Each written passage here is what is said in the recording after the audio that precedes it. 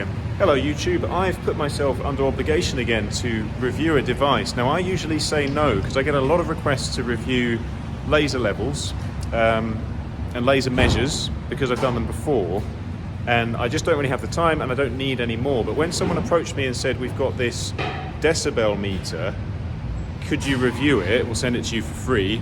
I said, yeah, go on then, because I actually need that because we're making a lot of noise in the workshop these days, and I would like to know how loud it is to make sure that we are using the proper hearing protection for staff. I just called the device a decibel meter. Strictly, it's listed as an environmental meter.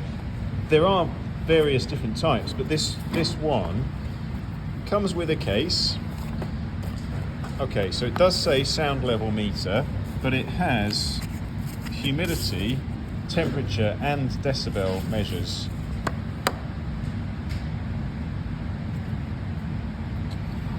So you've got your temperature, this is the relative humidity, and this is the decibels. If you want to have a good look at what it says about itself, you could pause the video and have a read of this.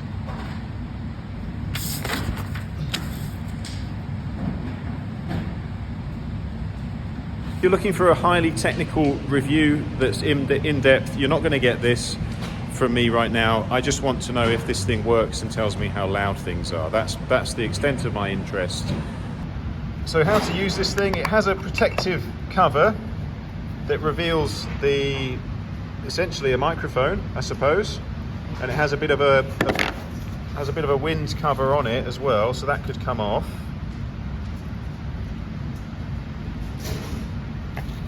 We have this wood burner. This is the Wood Waste Technology WT5 wood burner. So that's like your base level of background noise as we're burning up waste and heating the space in the winter.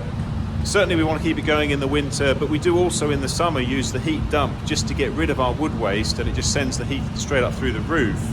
So let's just see what that base level of noise is at.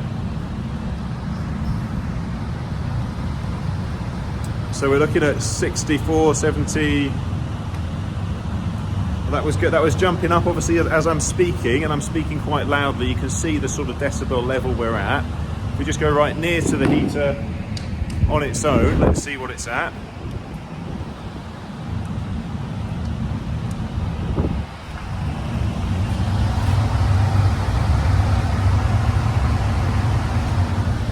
It's louder at the back there because the main noise you're hearing is the fan. Well, there's a little fan that's sort of blowing the airflow through inside, and there's a big fan that is distributing that hot air through those blowers above. So we were looking at, what was it, sort of 70 and above.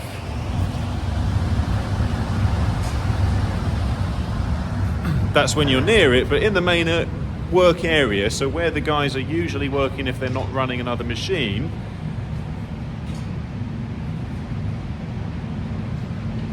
so that's sort of 61, 62. Now when you're measuring the decibels, you've got the option of a fast or slow sense. The fast one will keep reading at a matter of, let's see now, 125 milliseconds, which would allow you to capture sudden peaks of noise. For the most part for us, the slow readout would be enough just to give you a sense of the ongoing noise. Note also that when you've taken a reading for a while, you can go to this big red button in the middle and it will read out for you the maximum and the minimum. So minimum, maximum readings that you've just taken. So you can go around and then you can go back and dive in and see the range of decibel readings. But the noise levels we're looking at now are really the minimum, and it gets a lot louder in here. So what I need to know is, what are the safe working levels and how can we mitigate the risk if we're working above those levels? Now I've just Googled, and the World Health Organization recommends maintaining levels below 70 decibels. There are other varying figures and advice around that level, but certainly when you go to 80 decibels or above, you definitely need to be using ear protection. We do go above that, I know that for a fact, and I'll demonstrate that now. The other noise producing machines in here are the the panel saw, which when it's on also has this extractor on. The compressor, now that's the worst one, and that will power the edge bander. It powers certain features of the CNC machine, and it is also feeding another tank that powers the spray equipment in there. So on a typical day in here, when the CNC machine's running and so is the spray booth, this is kicking in repeatedly.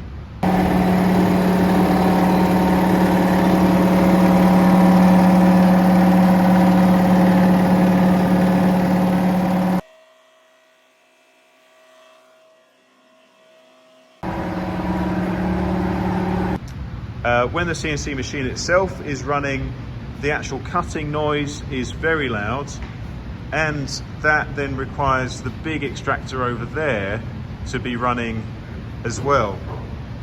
Sometimes that'll be running at the same time as the edge bander and its own extractor, and then someone may be cutting offcuts on the panel saw. So there's a lot of noise generating equipment then.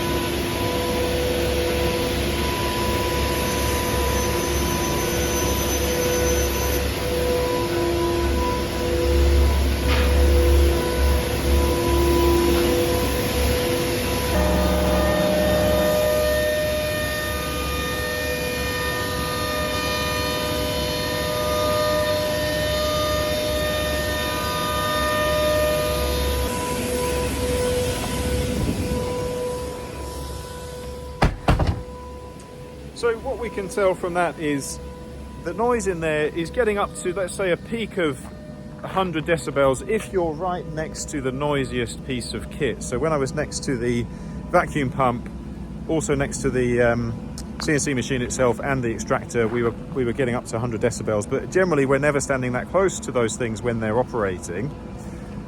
When we were working, generally the peak was maybe max 90, but often 80 or above, and that can go on throughout the day. So again, just a basic bit of Googling, most ear protection gives you a reduction in decibels of 20 decibels or more. So even from the peak of the working peak of about 90 decibels, we know we can bring it down to the 70, which is around about your max acceptable level without hearing protection. So I think this shows to me that we do need to be wearing hearing protection. From what I've read, the earplug type or the ear defenders would both do the job. Matt actually has some noise cancelling earphones, which presumably are then doing an even better job. And I don't know if we need to go more technical than that, really. We need to be wearing ear defenders. There's definitely an argument for it. We know the parameters of decibels we're working within now, and that's that. So back to this bit of kit, because this was meant to be a review. I would recommend this thing. It's well priced. Check the link below for how to get hold of it and what it's being charged out at the moment.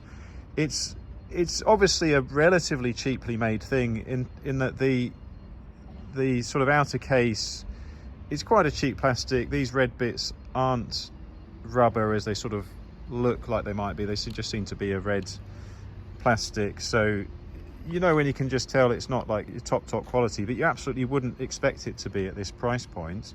And it's perfectly good enough. It is tough enough. I mean, I've dropped it a little bit. I did in the video. It seems fine. It's good that it has that case, that top cover that clips on nicely.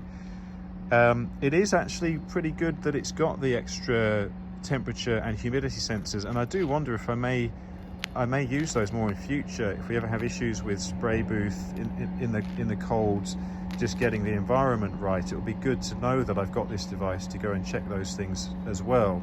But even if it just had the decibel monitoring, I would recommend this to anyone employing staff and wanting to look after their own well-being in a workshop environment, because you really do need to know if you're exposing yourself to sound levels that would long-term damage your hearing.